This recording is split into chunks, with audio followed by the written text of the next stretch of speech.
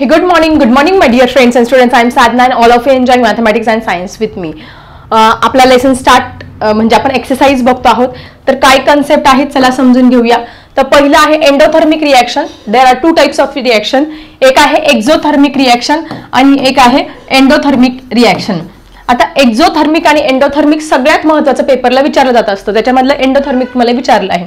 डिटेलमध्ये समजावून सांगते. कॉम्बिनेशन रिएक्शन, चार प्रकारचे रिएक्शन त्याच्यामधली कॉम्बिनेशन विचारली आहे.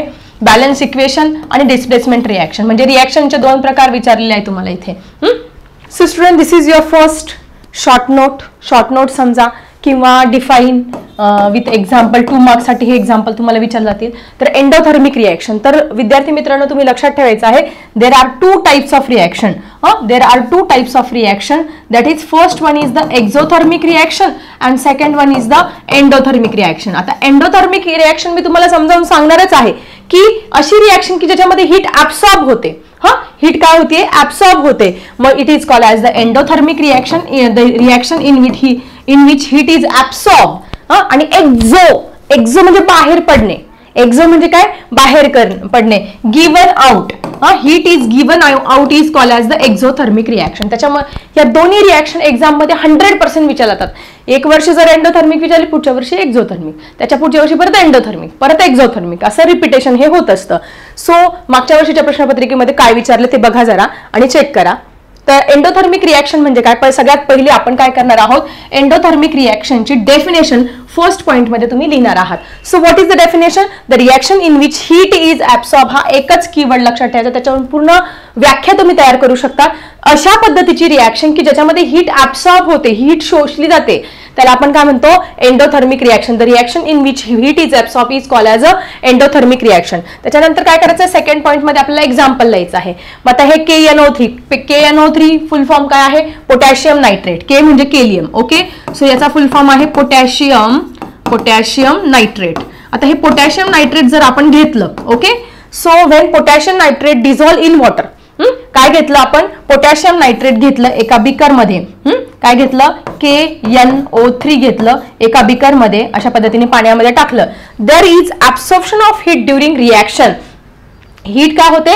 ऍब्सॉर्ब होते आहे. And the temperature of the solution falls down. हे जे याच्यातलं जे सोल्युशन आहे किंवा पाणी आहे याचं टेम्परेचर काय होतं? False down. टेम्परेचर हे लेस होतं आहे, फॉल्स डाऊन होत आहे. म्हणून याला आपण काय म्हणणार आहोत? Endothermic reaction. ज्यावेळेस पोटॅशियम नायट्रेट तुम्ही पाण्यामध्ये टाकणार तर हीट काय होणार आहे? ऍब्सॉर्ब होणार आणि त्याचं सोल्युशनचं टेम्परेचर काय होणार आहे? कमी होणार आहे. हेच लिहायचं आहे आपल्याला इथे. When potassium nitrate is dissolve in water there is absorption of heat during reaction and the temperature of solution falls down. Temperature of the solution काय होतं? कमी होतं. त्यानंतर तिसऱ्या पॉईंटमध्ये रिएक्शन लिहा. पोटॅशियम नायट्रेट की जे सॉलिड स्टेटमध्ये आहे, की जे आपण पाण्यात टाकलं, पाणी आहे म्हणून H2O लिक्विड लिहिलं. हीट काय होते? ऍब्सॉर्ब होते. म्हणून इथे हीट दाखवली, ॲरोवर दाखवली तरी चालणार आहे. नाही, हीट ऍब्सॉर्ब होते ना, ॲरोने दाखवायची. आणि काय होणार आहे? Aqueous solution of potassium nitrate. काय होतंय? पोटॅशियम नायट्रेटचं ॲक्वियस सोल्युशन इथे तयार होत आहे. So all these about the endothermic reaction. मग आता जर तुम्हाला परीक्षेला एंडोथर्मिक विचारलं तर पहिले डेफिनेशन लिहाल. त्याच्यानंतर एक example, potassium nitrate when we dissolve in water the temperature of that solution get fall down and it absorb the heat. KNO3 plus H2O plus heat is equal to KNO3 aqueous solution असं लिहायचं आहे. आता exothermic आला तर काय लिहिणार तुम्ही इथे? जसं एंडोथर्मिक आहे तसं एक्झोथर्मिकची इथे रिएक्शन लिहिणार. The reaction in which heat is given out. ऍब्सॉर्बच्या ऐवजी काय लिहिणार तुम्ही? Given out. आणि फॉर एक्झाम्पल तुम्ही असं लिहू शकता. सोडियम हायड्रॉक्साईड माहिती सगळ्यांना. Sodium hydroxide when mix with water heat is आता इथे ऍब्सॉर्ब आहे. Heat is given out. Heat is given, इथे हीट नाही, heat is given out and it forms the heat is given out aqueous solution of NaOH. आणि heat काय होत असते? बाहेर पडत असते. मी हीट फक्त इकडे हिट, एंडोथर्मिकला इकडे हिटल्या, एक्झोथर्मिकला तिकडे हिटल्या. इथे फक्त ॲक्वियस लिहायला विसरू नका. झालं तुमचं. मग इथे लिहायचं when sodium hydroxide dissolve in water there is heat is given out during the reaction and the temperature of the solution. त्या सोल्युशनचं टेम्परेचर वाढणार आहे. एक्झो म्हणजे हीट बाहेर पडते आहे. मग इथे तुम्ही लिहिणार अशा पद्धतीने. आणि याचं सुद्धा तुम्ही आन्सर तुमच्या मनाने लिहा, तुमच्या नोटबुक मध्ये लिहा. म्हणजे हा एक्झो आणि एंडो दोन्ही पॉईंट तुमचे इथे क्लिअर झालेले आहे. स्टुडंट, आपला नेक्स्ट क्वेश्चन आहे कॉम्बिनेशन रिॲक्शन. तर एकूण 4 प्रकारच्या रिॲक्शन आहे. किती प्रकारच्या रिॲक्शन आहे? एकूण 4 प्रकारच्या रिॲक्शन आहेत. पहिली आहे तुमची कॉम्बिनेशन. जेव्हा दोन मित्र एकदम त्यांची घट्ट मैत्री येते, कंबाईन होतात, ती झाली तुमची कॉम्बिनेशन. त्याच्यानंतर ही काय झाली तुमची कॉम्बिनेशन. लक्षात ठेवायची, तुम्हाला ट्रिक लक्षात ठेवण्यासाठी सांगते. पुढे आहे तुमची डिकम्पोजिशन. त्या मित्रांचं भांडण झालं, ब्रेकअप, तो इकडच्या मार्गाला, तो तिकडच्या. डिकम्पोजिशन म्हणजे एकापासून 2 प्रोडक्ट, एका रिॲक्टंट पासून 2 प्रोडक्ट तयार होतात, त्याला आपण काय म्हणतो असतो? डिकम्पोजिशन. त्याच्यानंतर डिस्प्लेसमेंट रिॲक्शन. ही काय आहे? ही कॉम्बिनेशन, नंतर ही डिकम्पोजिशन आहे. त्याच्यानंतर पुढे आहे डिस्प्लेसमेंट रिॲक्शन आणि पुढे आहे डबल डिस्प्लेसमेंट रिॲक्शन. आता डिस्प्लेसमेंटमध्ये जो जास्त पॉवरफुल आयन असतात ते लेस पॉवरफुल आयनला काय करतात? डिस्प्लेस करत असतात, त्याला डिस्प्लेसमेंट म्हणतात. समजा 2 मित्र आहेत, तुम्हाला स्टोरी काय सांगितली? कॉम्बिनेशन रिॲक्शन म्हणजे काय? फर्स्ट फ्रेंड, सेकंड फ्रेंड, घट्ट फ्रेंडशिप झाली कॉम्बिनेशन रिॲक्शन. दुसरी decomposition. Decomposition reaction. Decomposition reaction मध्ये काय होत असतं? एकच आहे, एकापासून काय होतात तुमचे 2 प्रोडक्ट तयार होत असतं, त्यांचं ब्रेकअप होत असतं. फ्रेंडचं काय झालं? हा वेगळ्या मार्गाने गेला, हा वेगळ्या मार्गाने गेला. एचं बी आणि समजा सी तयार झालं. त्याच्यानंतर डिस्प्लेसमेंट मध्ये काय होत असतं? जो जास्त पॉवरफुल आयन आहे तो लेस पॉवरफुल आयनला डिस्प्लेस करतो. डबल डिस्प्लेसमेंट मध्ये काय होत असतं? दोघांकडे पॉवरफुल आयन असतात, ते एकमेकांना डिस्प्लेस करत असतात. मग याच्यामधली कॉम्बिनेशन रिॲक्शन तुम्हाला इथे विचारलेली आहे. मग आता कॉम्बिनेशन रिॲक्शन काय आहे, आपण लिहिणार कसं पेपरला? सगळ्यात पहिले कॉम्बिनेशन रिॲक्शनची काय करणार तुम्ही? इथे डेफिनेशन लिहिणार आहात. सो काय आहे कॉम्बिनेशनची डेफिनेशन? कॉम्बिनेशन रिॲक्शनची, वेन 2 or more रिॲक्टंट. बघा, कॉम्बिनेशन मध्ये काय होतं? 2 किंवा त्याच्यापेक्षा अधिक जे रिॲक्टंट आहे आर कंबाईन होतात to form a single product. त्यांच्यापासून काय होतं? एक सिंगल प्रोडक्ट तयार होतंय. Is called as a combination reaction. Simple definition आहे, when 2 or more reactant combine to form single product is called as the combination. मित्रांचं उदाहरण लक्षात ठेवायचं. कॉम्बिनेशन म्हणजे हा एक मित्र, हा दुसऱ्या गावावरून आला, हा दुसऱ्या गावावरून आला, दोघांची घट्ट मैत्री झाली, कंबाईन झाले, अगदी काय म्हणतात बेस्ट फ्रेंड झाले, कॉम्बिनेशन रिॲक्शन. तेच मैत्री तुटली म्हणजे डिकम्पोजिशन रिॲक्शन. हे ट्रिकने लक्षात ठेवा. आता 2 एक्झाम्पल दिले तुम्हाला, जे सोपं वाटलं ते एक्झाम्पल तुम्ही लिहायचं आहे. फॉर एक्झाम्पल साधं आपल्या दैनंदिन जीवनातलं एक्झाम्पल आहे. आयन म्हणजे लोखंड react with sulphur to form iron sulphide. म्हणजे आपलं जे लोखंड आहे ते सल्फर बरोबर जर रिॲक्ट झालं, सो याचं लॅटिन नेम काय आहे? आयनचं फेरस. सो आपण त्याचा सिम्बॉल लिहिणार आहोत Fe.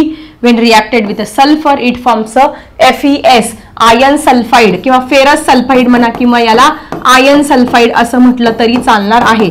याच्या खाली याचे नावं लिहायला विसरू नका. रिॲक्शन लिहिल्यानंतर त्याच्या खाली आपण त्यांची नावं पण लिहायचं असतात. मग इथे लिहायचं आयन किंवा फेरस लिहिलं तरी चालेल. हा काय आहे? सल्फर. आयन आणि सल्फर यांची रिॲक्शन होती, हीट दिल्यानंतर फेरस सल्फाइड हे तयार होणार आहे. ठीक आहे. दुसरं आहे मॅग्नेशियम. मॅग्नेशियमची पावडर जर आपण हवेत जाळली, magnesium burns into air to form white powder of magnesium oxide. ज्यावेळेस आपण मॅग्नेशियम हवेत जाळतो त्याचं काय होतं? ऑक्सिजन बरोबर रिॲक्शन होते आणि व्हाईट पावडर तयार होत असते.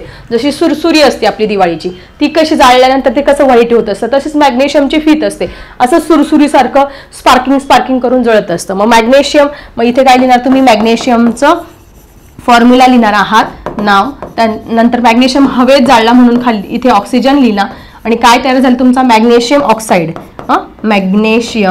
मॅग्नेशियम ऑक्साईड हा तयार झाला आहे. आता ही रिॲक्शन तुम्हाला बॅलन्स करावी लागेल. MgO2. मग आता इथे 2 ऑक्सिजन आहे, म्हणून इथे 2 Mg लिहिलं आणि मग ते इथे 2 Mg झाल्यावर 2 Mg झाले, 2 ऑक्सिजन झाले, म्हणून इथे पण 2 लिहिलेलं आहे. सो अशा पद्धतीने ही झाली तुमची combination reaction. When 2 or more reactant combine to form 1 single product is called as a combination reaction. 2 प्रकारचे एक्झाम्पल लिहू शकतात. When a ferrous is reacted with the sulphur it form the ferrous sulphide. Ferrous sulphide तयार होत असतं आणि magnesium burns into the air it forms a magnesium oxide. 2 Mg + O2 is equal to 2 MgO. So अशा पद्धतीने ही combination रिॲक्शनची short note 2 मार्क्ससाठी विचारल्यानंतर अशा पद्धतीने लिहायची आहे. बाकीचे 4 रिॲक्शन पण परीक्षेला विचारले जातील. त्याच्यामुळे combination, decomposition, displacement, double displacement अशाच पद्धतीने डेफिनेशन आणि त्याच्या एक्झाम्पल्स प्रत्येकाचं लक्षात ठेवायचं, कारण ह्या लेसन मधला हा सगळ्यात इम्पॉर्टंट पॉईंट आहे की which are the 4 type of reaction. तुम्हाला त्या 4 रिॲक्शनचे टाइप्स माहिती पाहिजे. कोणते? कॉम्बिनेशन, डिकम्पोजिशन, डिस्प्लेसमेंट आणि डबल डिस्प्लेसमेंट. त्याचे एक्झाम्पल सुद्धा माहिती पाहिजे. आता तुम्हाला कॉम्बिनेशनचं माहिती झालं, फेरस सल्फेट आणि एक काय लिहायचं तुमचं मॅग्नेशियम ऑक्साईड लिहायचं आहे. Okay, let's move to the next question. Student, third आपलं राईट विथ एक्झाम्पल किंवा शॉर्ट नोट आहे बॅलन्स इक्वेशन. तर सगळ्यात पहिले आपल्याला नेहमीप्रमाणे जसं मागच्या एक्झाम्पल मध्ये लिहिलं आपण प्रत्येकाची स्टार्टिंगला डेफिनेशन लिहित गेलो, त्या पद्धतीने आपल्याला इथे पण बॅलन्स इक्वेशनची डेफिनेशन लिहायची आहे. आता बॅलन्स इक्वेशन म्हणजे काय, त्याच्या नावातच त्याचा अर्थ दडलेला आहे. बॅलन्स, दोन्ही साइडनी काय आहे? बॅलन्स आहे. In a chemical reaction the number of atoms of the elements in the reactant is same as the number of atom in the product side. हा तुमचा रिएक्टंट आहे, हा तुमचे दोन्ही रिएक्टंट आहे आणि हे तुमचे काय आहे? दोन्ही प्रोडक्ट आहे. मग number of atoms in the reactant side, या रिएक्टंट साइडला याचे जेवढे ॲटम असणार आहे तेवढेच सेम प्रोडक्ट साइडला असणार आहे. याला तुम्ही बॅलन्स रिएक्शन म्हणणार आहात. म्हणजे एवढे एबीचे जेवढे ॲटम असणार आहे तेवढेच सीडीचे पण त्या प्रोडक्ट साइडला असणार आहे. याला तुम्ही बॅलन्स रिएक्शन म्हणणार आहात. In a chemical reaction the number of atoms of the elements in the reactant side is equal to the number of atoms in the product side is called as the balance equation. So अशा पद्धतीने ही balance इक्वेशनची पहिलं definition लिहा पहिल्या पॉईंटमध्ये.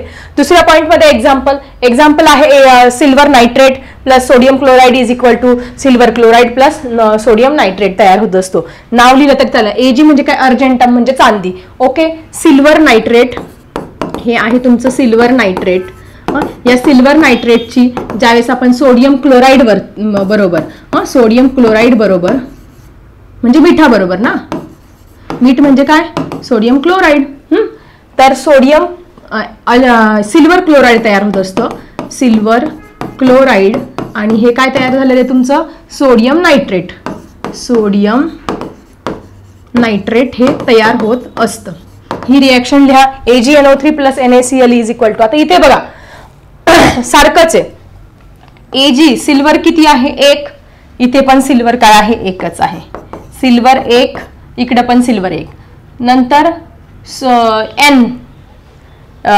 NO3 म्हणजे nitrogen किती आहे? Nitrogen इकडे 1 आहे, तिकडे पण नायट्रोजन काय आहे तुमचा? 1 आहे. इथे ऑक्सिजन 3 आहे, इथे पण ऑक्सिजन 3 आहे, म्हणजे बॅलन्स आहे. नायट्रोजन किती आहे? 1, ऑक्सिजन किती आहे? 3, दोन्ही साइडला ऑक्सिजन 3 आहे. आता सोडियम बघा, सोडियम इकडे 1 आहे, इकडे पण 1 आहे का? येस, सोडियम इथे पण 1च आहे.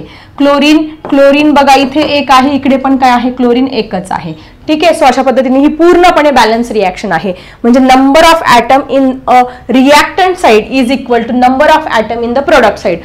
जेवढे याला तुमच्या रिएक्टंट साइडला जेवढे ॲटम आहे तुमचे सिल्वरचे, नायट्रोजनचे, ऑक्सिजनचे, सोडियमचे, क्लोरीनचे, तेवढेच सेम टू सेम काय आहे तुमचे प्रोडक्ट साइडला आहे. म्हणजे तुमचं सिल्वर जर 1 आहे तर तिकडे पण सिल्वर 1 आहे, नायट्रोजन 1 आहे, तिकडे नायट्रोजन, ऑक्सिजन इकडे 3 आहे, तिकडे ऑक्सिजन 3 आहे, सोडियम 1 आहे, क्लोरीन पण काय आहे तुमचा 1 आहे. म्हणून याला आपण बॅलन्स इक्वेशन अशा पद्धतीने म्हणणार आहे. आता याचं एक्सप्लेनेशन पुढच्या पॉईंटमध्ये काय लिहिणार? In the above reaction the number of atom of the element in the reactant is the same as the number of atom in the atom of the element in the product side. म्हणजे जे definition मध्ये जे वाक्य लिहिले तेच वाक्य परत काय करायचं तुम्हाला इथे रिपीट करायचं आहे. सो अशा पद्धतीने बॅलन्स इक्वेशन हे कधी जर विचारलं तर तुमच्या डोक्यामध्ये जर आठवत जरी नसेल तर डोक्यामध्ये एक कन्सेप्ट क्लिअर करा की बॅलन्स इक्वेशन म्हणजे काय? Number of atom in the reactant side is equal to number of atom in the product side is called as a balance equation. For example तुम्हाला काय सांगितलं टीचरांनी? सिल्वर नायट्रेट AgNO3 प्लस काय सांगितलं? Sodium chloride, मिठाबरोबर त्याची reaction केली, silver नायट्रेटची मिठाबरोबर reaction केली तर काय होणार आहे? Ag आणि Cl. हे Ag आणि Cl एकमेकांच्या जवळ जातात आणि हे Na आणि NO3 हे एकमेकांच्या जवळ जात असतात.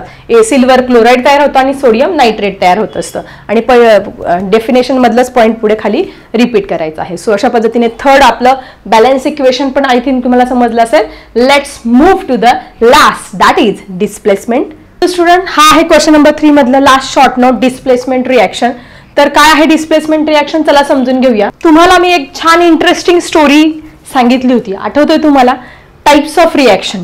टाइप्स ऑफ किती रिएक्शन सांगितल्या तुम्हाला मी? टोटल 4 रिएक्शन सांगितल्या.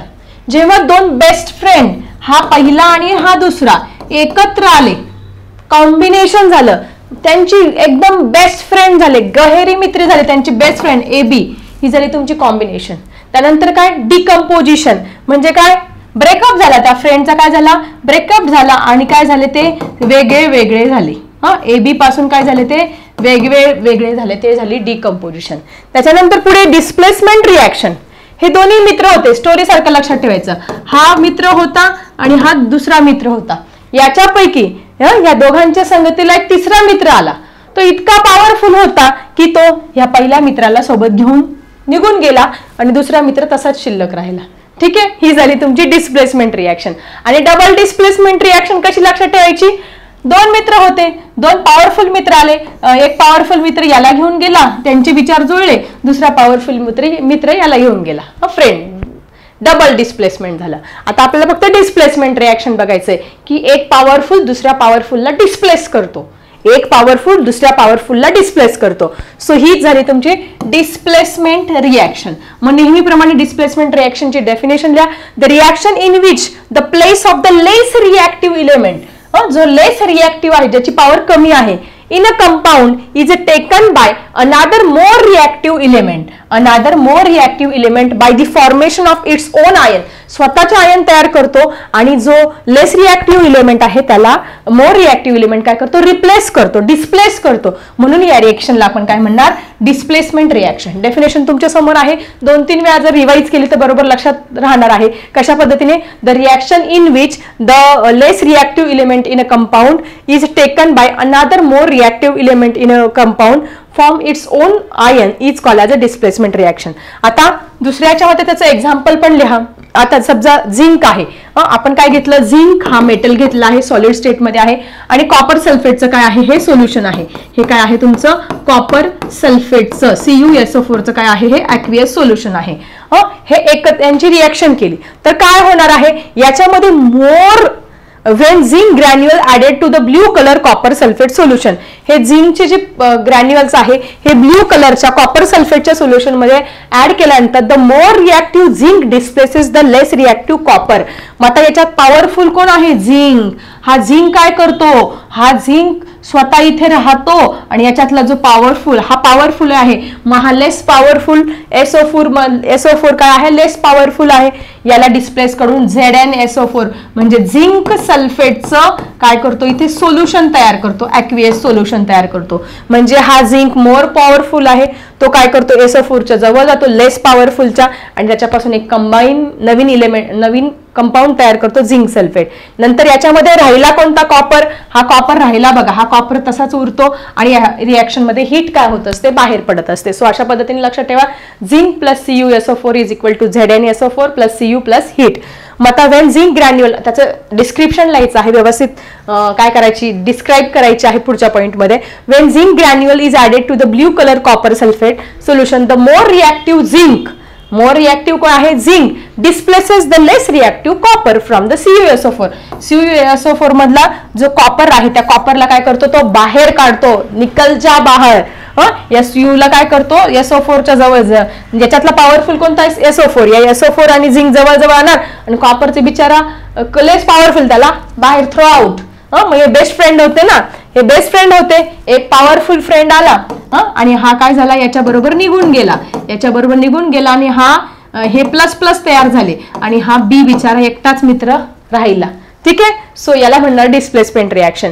As the result the colourless solution of ZnSO4 form and heat is generated. मग आता हे झिंक सल्फेटचं कलरलेस सोल्युशन तयार होणार आणि ह्या रिॲक्शन मध्ये तुमची हीट सुद्धा काय होणार आहे, बाहेर पडणार आहे. So this is all about displacement reaction. More powerful, दोन मित्रांच्या मैत्रीमध्ये एक मोर पॉवरफुल मित्र येतो आणि तो पहिल्या मित्राला त्याच्याबरोबर घेऊन जातो आणि दुसरा मित्र बिचारा थ्रो आउट होतो, तो एकटाच शिल्लक राहतो. याला म्हणणार डिस्प्लेसमेंट. पहिल्याच्यामध्ये डेफिनेशन, दुसऱ्याच्यामध्ये झिंक आणि कॉपर सल्फेटचं एक्झाम्पल, त्याचं डिस्क्रिप्शन व्यवस्थित लिहायचं आहे. सो अशा पद्धतीने क्वेश्चन नंबर जो 3 आहे, for give scientific reason. Scientific reason हे एक्झामला नेहमी विचारले जात असतात. When the gas form on heating limestone is passed through the freshly prepared lime water. म्हणजे लाईम वॉटर, चुन्याच्या निवळीमधून जर आपण कार्बन डायऑक्साईड जर पास केला, the lime water turns milky, मग ते पाणी आहे ते दुधी रंगाचं का होत असतं याचं सायंटिफिक रिझन लिहायचं आहे आपल्याला या क्वेश्चन मध्ये. सो स्टुडंट, हे आहे तुमचं फर्स्ट सायंटिफिक रिझन की जे 2 मार्क्स साठी तुम्हाला पेपरला विचारलं जाणार आहे. When the gas form on heating limestone is passed through the freshly prepared lime water, the lime water turns milky. म्हणजे हे लाईम वॉटर आहे, लाईम वॉटर आहे. या लाईम वॉटर मधून जर तुम्ही carbon dioxide CO2 gas pass केला तर काय होणार आहे, ते मिल्की कलर, मिल्की म्हणजे दुधाळ रंगाचं काय होणार आहे, तयार होणार आहे. ती जी चुन्याची निवडी आहे ती दुधी रंगाची का होणार आहे. आपण हा एक्सपेरिमेंट केलेला असेल 5वी 6वीला सुद्धा किंवा 7वीला वगैरे केला असेल की त्याच्यातून आपण फुंकर मारली की फुंकण्यातून आपला कार्बन डायऑक्साइड जात असतो, मग ते काय होत असतं, दुधी रंगाचं होत असतो. हाच क्वेश्चन आहे, तो आपल्याला व्यवस्थित सायन्सच्या लँग्वेज मध्ये लिहायचा आहे. सो वेन लाईमस्टोन म्हणजे चुनखडी, limestone is heated, calcium oxide and carbon dioxide is form. सगळ्यात पहिले जेव्हा आपण तो लाईमस्टोन हीट करणार आहोत, पहिल्या पॉइंटमध्ये लाईमस्टोन हीट केल्यानंतर आपल्याला 2 गोष्टी मिळतात, एक कॅल्शियम ऑक्साईड मिळतं आणि एक कार्बन डायऑक्साइड मिळत असतो, CO2 मिळत असतो. मग त्याची लगेच दुसऱ्या पॉइंटमध्ये रिॲक्शन लिहा. लाईमस्टोन CaCO3 याला हीट केलं, काय मिळालं, कॅल्शियम ऑक्साईड CaO मिळालं आणि कार्बन डायऑक्साइड मिळालेलं आहे. सो सगळ्यात पहिले ते लाईम वॉटर तयार करण्यासाठी ते लाईमस्टोनला आपल्याला हीट करावं लागणार आहे आणि मग कॅल्शियम ऑक्साईड मिळणार आहे. मग तो कार्बन डायऑक्साइड आपण पास करणार आहोत. मग ठीक आहे, limestone is heated, calcium oxide and carbon dioxide is form. When this carbon dioxide, हा तयार झालेला जो carbon dioxide is pass through freshly prepared lime water. Freshly prepared lime water म्हणजे काय, लाईम वॉटर म्हणजे काय, त्याच्यात पाणी टाकलेलं. लाईम वॉटरचा फॉर्म्युला काय, कॅल्शियम हायड्रॉक्साइड CaOH2 हा काय आहे, लाईम वॉटर.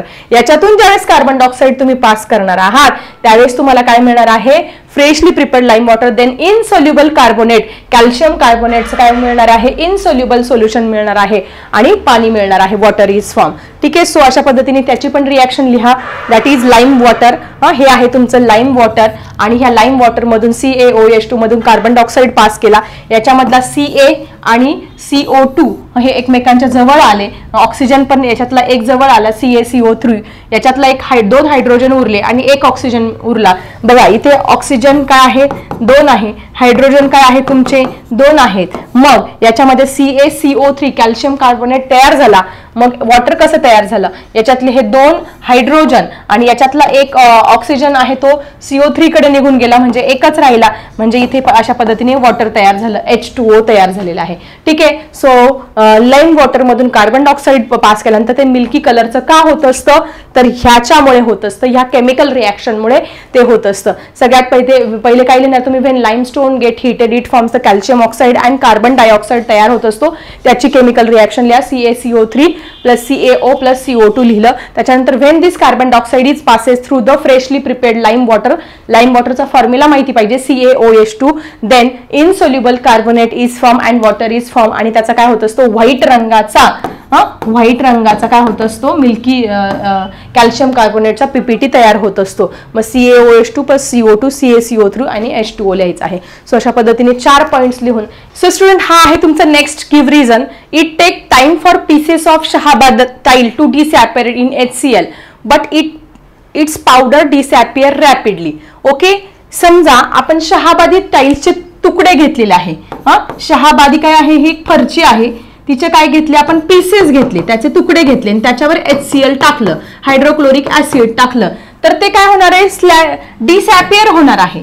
डिसॅपियर होणार आहे, पण काय होणार आहे, स्लोली, हळूहळू ती शहाबादी टाईल्सचे जे तुकडे आहेत ते डिसॅपियर होणार आहे, कारण हायड्रोक्लोरिक ऍसिडची त्याच्यावर रिॲक्शन होईल आणि CO2 इफरवसन्स म्हणजे CO2 चे बबल हे बाहेर पडणार आहे. तेच आपण शहाबादी टाईल्सचे काय घेतले, पावडर फॉर्म घेतला. काय घेतला, पावडर फॉर्म घेतला आणि त्याच्यामधून जर HCl पास केला तर हीच रिॲक्शन काय होणार आहे, फास्ट होणार आहे आणि मोर CO2 बबल जे आहे ते पास होणार आहे आणि ती जी शहाबादी टाईल आहे ती फास्टली काय होणार आहे, डिसॅपियर होणार आहे. हेच तुम्हाला उत्तरामध्ये लिहायचं आहे. तर पहिल्या पॉइंटमध्ये तुम्ही काय लिहिणार आहात, the rate of the reaction depend on the size of particle. जेवढ्या त्या तुमच्या पार्टिकलची साईज आहे त्याच्यावरती तुमचा रेट ऑफ रिॲक्शन हा डिपेंड आहे. Smaller the size of reactant particle then more total surface area and faster is the rate of reaction. जेवढी तुमची रिॲक्टंटची ह्या साईडचे जे रिॲक्टंट आहे त्यांची साईज जी छोटी आहे, जेवढी तुमची साईज छोटी तेवढा त्याचा सरफेस एरिया जास्त आणि त्या रिॲक्शन काय होणार आहे, मोर रॅपिडली फास्ट रिॲक्शन होणार आहे. The rate of reaction is faster. मग पहिलं काय लिहिणार, the rate of reaction depend on the size of particle. त्यानंतर दुसऱ्या पॉइंटमध्ये तुम्ही लिहिणार smaller the size of particle, then more the total surface area. Total surface area त्यांचा जास्त असणार आहे. Faster is the rate of reaction. रिॲक्शनचा रेट काय असणार आहे तुमचा, जास्त. असे सगळे पॉइंट लिहायचे आहे. तिसऱ्या पॉइंटमध्ये in the reaction of dilute HCl with pieces of Shahabadi tiles. Shahabadi टाईलचे काही फरचीचे तुकडे घेतले आणि त्याच्यावरती डायल्यूट HCl ची काय केली आपण, रिॲक्शन केली. तर काय होणार आहे, CO2 बबल्स. बबल्स किंवा इफरबसन्स लिहिलं तरी CO2 bubbles are form and tiles disappear slowly. जी टाईल्स आहे ती हळूहळू गायब व्हायला सुरुवात होईल, कारण रिॲक्शन होऊन ती त्याच्यामध्ये मेल्ट होतं आणि पूर्ण CO2 फक्त बाहेर बुडबुडे निघत असतात. तुम्ही करून बघा ही रिॲक्शन, ठीक आहे. But when we use powder Shahabadi tiles, त्याच्याऐवजी आपण पावडर शहाबादी टाईल्स यूज केली आणि त्याच्यामध्ये डायल्यूट HCl टाकलं तर जे CO2 बबल्स आहेत ते जास्तीत जास्त फॉर्म होतील आणि ते शहाबादी टाईल्स डिसअपियर रॅपिडली. फटाफट जी शहाबादी टाईल आहे ती काय होणार आहे, रॅपिडली. म्हणजे या रिॲक्शन मध्ये तुम्ही पावडर फॉर्म मध्ये घेतल्यामुळे त्याची साईज, पार्टिकलची साईज छोटी असल्यामुळे, म्हणजे या रिॲक्शन मध्ये तुमची पावडरची साईज छोटी असल्यामुळे काय झालं आहे, कारण CO2 बबल जास्त फॉर्म झाले आणि फटाफट फास्ट ही रिॲक्शन झाली. म्हणजे छोट्या साईजमुळे फास्ट रिॲक्शन झाली, मोठ्या साईजमुळे स्लो रिॲक्शन झाली. हे लक्षात ठेवायचं, ठीक आहे. सो फर्स्ट पॉइंट मध्ये तुम्ही the rate of reaction depend on the size of particle. त्यानंतर सेकंड याच्यामध्ये smaller the size of the particle, then more is the total surface area and faster is the rate of reaction. First केसमध्ये in the reaction dilute, दोन case लिहायचे आहे. एक तुम्हाला pieces वरती dilute HCl टाकल्यानंतर स्लो कशी रिॲक्शन होते, दुसऱ्या याच्यामध्ये पावडर फॉर्म शहाबादी टाईल्स वरती डायल्यूट HCl टाकल्यानंतर कशी रिॲक्शन फास्ट होते, हे तुम्हाला तिसऱ्या आणि चौथ्या पॉइंटमध्ये लिहायचं आहे. In the reaction dilute HCl with the pieces of Shahabadi tile, CO2 bubbles are form and tiles disappear slowly disappear होत असते. And but when we use a powder Shahabadi tiles, powder form use केला, in this case more CO2 bubbles are form and Shahabadi tiles disappear rapidly. इथे काय होत असतं, fastly ते Shahabadi tiles disappear होत असते. सो अशा पद्धतीने ह्या गिव्ह रिझनचा आन्सर तुम्ही या 4 पॉइंट्स मध्ये लिहायचा आहे, ठीक आहे. Let's move to the next question. So student, हे आहे आपलं थर्ड गिव्ह रिझन. काय आहे, while preparing dilute H2SO4 from concentrated sulphuric acid. म्हणजे आपल्याला डायल्यूट करायचंय, म्हणजे ते थोडंसं त्याचं कॉन्सन्ट्रेशन कमी करायचं आहे. आपल्याला काय करायचं आहे, कॉन्सन्ट्रेटेड H2SO4 पासून त्याच्यात पाणी ऍड करून काय करायचं आहे, डायल्यूट. आपण म्हणतो ना डायल्यूट करूया, थोडं पाणी ऍड करून. डायल्यूट H2SO4 सल्फ्युरिक ऍसिड आपल्याला इथे बनवायचं आहे, असा हा प्रश्न आहे. While preparing dilute sulfuric acid from concentrated sulfuric acid in the laboratory, the concentrated H2SO4 acid is added slowly to the water with constant stirring. जे concentrated H2SO4 असतं ना, ते इतकं डेंजर असतं की आपल्या कपड्यांवरती पडल्यानंतर कपड्यांना होल पडतात, चेहऱ्यावरती पडल्यानंतर चेहरा आपला बर्न होत असतो, इतकं डेंजर असतं. मग ते जर डायल्यूट करताना आपण डायरेक्ट टाकलं तर ऍक्सिडेंट होऊ शकतो, आपल्या अंगावर उडू शकतो, कारण ते हायली एक्झोथर्मिक रिॲक्शन आहे. खूप जास्त प्रमाणात त्या रिॲक्शन मध्ये काय होत असते, हीट रिलीज होत असते आणि ती हीट रिलीज होताना ते आपल्या अंगावर उडू शकतो, आपल्याला भाजू शकतं, ऍक्सिडेंट होऊ शकतो. म्हणून कॉन्स्टंट स्टिरिंग करत असताना कंटिन्यू ती जे सोल्युशन आहे कॉन्स्टंट आपल्याला स्टीर करायचं आहे, हलवायचं आहे आणि त्याच्यामध्ये पाणी टाकायचं आहे. अशा पद्धतीने acid is added slowly to the water with constant stirring, म्हणजे ते पाणी कंटिन्यू हलत हळूहळू टाकायचं आहे. सो मोठं उत्तर आहे, पण काही टेन्शन घेऊ नका, मी समजावून सांगितलं तुम्हाला सगळे पॉइंट्स लक्षात राहणार आहे. आणि सगळ्यात महत्त्वाचं, हे सगळे पॉइंट्स लिहून घ्या एक्झामच्या दृष्टीने. The preparation of dilute sulphuric acid is highly exothermic process. सगळ्यात महत्त्वाचं, डायल्यूट सल्फ्युरिक ऍसिड तयार करण्याची जी प्रोसेस आहे ती हायली एक्झोथर्मिक आहे, खूप जास्त प्रमाणात हीट बाहेर पडत असते. सो पहिल्या पॉइंटमध्ये ते that is preparation of dilute sulphuric acid is a highly exothermic reaction. During preparation of dilute sulphuric acid large amount of water is taken in a glass container. आता आपल्याला डायल्यूट सल्फ्युरिक ऍसिड बनवायचं आहे. पहिले आपण काय करणार, एक beaker घेणार, या बीकरमध्ये खूप मोठ्या प्रमाणात काय घेणार, पाणी घेणार. Large amount of water is taken in a glass container surrounded by ice. आणि त्याच्या आजूबाजूला सगळीकडे काय आहे, सगळीकडे काय करणार आहात, बर्फ ठेवणार आहात. त्या कंटेनरच्या आजूबाजूला सगळीकडे काय करणार आहात, बर्फ, आणि मध्ये तुमचं पाणी असणार आहे. Large amount of water is taken in glass container surrounded by ice. त्याच्या आजूबाजूला तुम्हाला काय करायचं आहे, बर्फ ठेवायचा. ही प्रॉपर प्रोसेस आहे डायल्यूट सल्फ्युरिक ऍसिड बनवण्याची प्रॉपर प्रोसेस, की एक ग्लास घ्यायचा, त्यात पाणी घ्यायचं आणि बाजूला बर्फाचे क्यूब्स ठेवायचे आहे. Then cool for 20 minute. हे जे पाणी आहे काय करायचं, 20 मिनिट्स काय करायचं, कूल करायचं आहे, थंड होऊ द्यायचं आहे. Now small quantity of concentrated H2SO4 is added slowly with the steering. आता याच्यामध्ये काय करायचं आहे, तुम्ही अगदी स्मॉल थोड्या प्रमाणामध्ये काय करायचं आहे, कॉन्सन्ट्रेटेड H2SO4 सल्फ्युरिक ऍसिड टाकायचंय, पण कंटिन्यू तुमची जी स्टिरर आहे, तुमची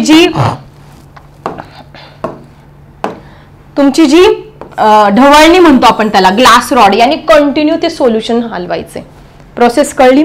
that is take a glass, taking water in it, it is surrounded by the ice, then cool it for the 20 minutes, 20 मिनिटं थंड होऊ द्यायचं. Then add small quantity of concentrated H2SO4 in it and continuously stir with the help of stirring. स्टीररने continue ते काय करायचं, आपल्याला हलवत राहायचं आहे ते द्रावण. Very small amount of heat given out in this process. आता या प्रोसेसमध्ये काय होणार आहे, थोडी कमी प्रमाणात हीट काय होणार आहे, बाहेर टाकली जाणार आहे, कारण आपण प्रॉपर प्रोसेसने केलोय, की ग्लास घेतलाय बर्फाच्या कडेने, मग 20 मिनिटं थंड होऊ दिले. तेच तुम्ही घ्या डायरेक्ट टाका बरं, डायरेक्ट असं बुडबुडेच येतील त्याचे, डायरेक्ट खूप जास्त डायरेक्ट उकळ्याच फुटायला लागतील त्याला. पण आपण जर उलट्या पद्धतीने केलं, ऑन अदर हँड, त्यांनी जर सांगितलं उलट्या पद्धतीने केलं, on other hand in the process of dilution of H2SO4 with water, फक्त वॉटरने, इकडे बर्फ वगैरे काही ठेवला नाही, डायरेक्ट वॉटरने, रिलीज लार्ज अमाऊंट, डायरेक्ट पाणी घेतलं आणि त्याच्यात कॉन्सन्ट्रेटेड H2SO4. दुसरी प्रोसेस काय आहे, पाणी घ्यायचं, त्याच्यात पाणी घेतलं आणि डायरेक्ट याच्यामध्ये काय केलं, कॉन्सन्ट्रेटेड H2SO4 टाकलं, डायरेक्ट काढलं. डायरेक्ट याच्यामधून काय करणार आहे, हीट बाहेर पडणार, त्याची उकळी व्हायला सुरुवात होणार आहे आणि आपल्याला ऍक्सिडेंट होऊ शकतो, लागू शकतं, भाजू शकतं आपल्याला. अमाऊंट ऑफ, मग बघा इथे release large amount of heat, खूप मोठ्या प्रमाणात हीट त्यावेळेस बाहेर पडते ज्यावेळेस डायरेक्ट आपण पाण्यामध्ये कॉन्सन्ट्रेटेड सल्फ्युरिक ऍसिड टाकत असतो.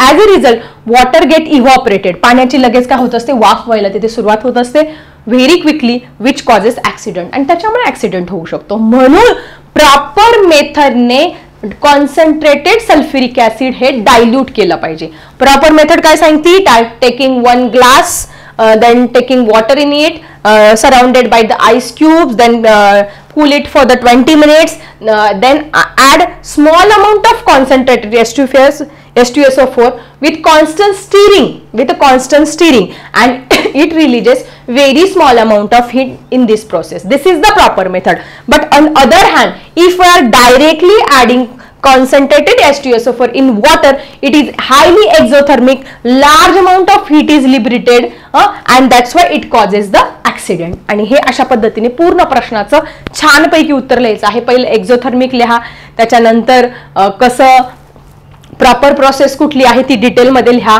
त्याच्यानंतर आपण जे चुकीच्या प्रोसेसने केल्यानंतर ऍक्सिडेंट कसा होऊ शकतो हे डिटेलमध्ये तुम्ही अशा पद्धतीने वर्णन करायचं आहे. So this is your third scientific reason. So student, let's see the next scientific reason. So student, this is your last give reason, and it is very important because it is asked for March 2022 exam for 2 marks. 2 marks साठी मार्च 2022 मध्ये हे परीक्षेला विचारलेलं सुद्धा आहे. So it is very important. प्रश्न खूप सोपा आहे. It is recommended to use airtight container for storing oil for long time. तुम्ही बघा, घरात तूप किंवा तेल जे आहे ते असं खूप दिवस स्टोअर करून ठेवलं तर काही दिवसांनी त्याची चव बदलते, एकदम कसं कडू कडू लागत असतं, तुपाची कडवट टेस्ट लागते, तेलाची कडवट टेस्ट लागत असते, किंवा तुमच्या तेलाची सुद्धा एकदम टेस्ट आणि वास सुद्धा यायला सुरुवात होत असते. मग हे असं का होत असतं, तर याच्या मागचं सायंटिफिक रिझन आपल्याला या प्रश्नामध्ये लिहायचं आहे. If edible oil is allowed to stand for long time, it goes to air oxidation. हवेतल्या ऑक्सिजन बरोबर त्याचा कॉन्टॅक्ट होऊन काय होत असतं, एअर ऑक्सिडेशन होत असतं. बरं, ह्या एअर ऑक्सिडेशनमुळे काय होत असतं, त्याची टेस्ट, त्याचा खवटपणा, कडवटपणा किंवा खवूटपणा त्याच्यामध्ये येत असतो. जसं शेंगदाणे बघा कधी कधी खवूट होतात, किंवा काजू बदाम पिस्ते सुद्धा कधी कधी खवूट होत असतात. Due to oxidation the oil become rancid. Rancid म्हणजे काय, खवूटपणा येत असतो. Which changes it smell and taste. त्याच्यामुळे त्याची चवही बदलते, त्याचा वासही येत असतो. ठीक आहे, समजलं. जर आपण इडिएबल ऑइल लॉंग टाइमसाठी स्टोअर करून ठेवलं तर त्याचं एअर ऑक्सिडेशन होतं. एअर ऑक्सिडेशन झाल्यानंतर ते रॅन्सिड होतं आणि रॅन्सिड झाल्यानंतर त्याची स्मेल आणि टेस्ट चेंज होत असते. So how will you write the first point? That is if edible oil is stand for the long time, it goes to the air oxidation. Due to the air oxidation, what happened? That is the oil become rancid and its smell and taste changes. Okay.